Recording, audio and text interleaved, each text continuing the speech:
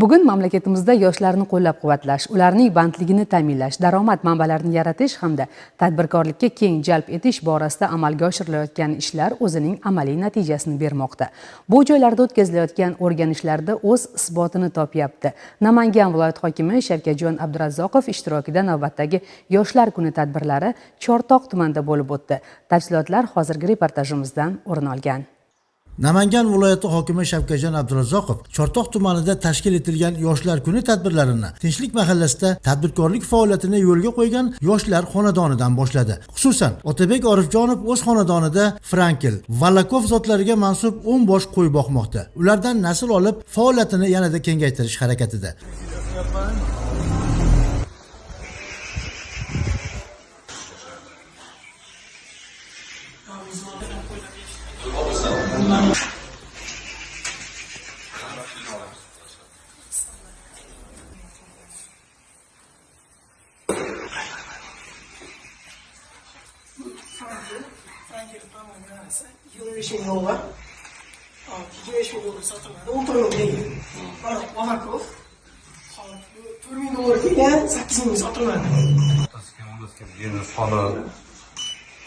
Qo'yib bor danasini chiqarib beradi hammasi.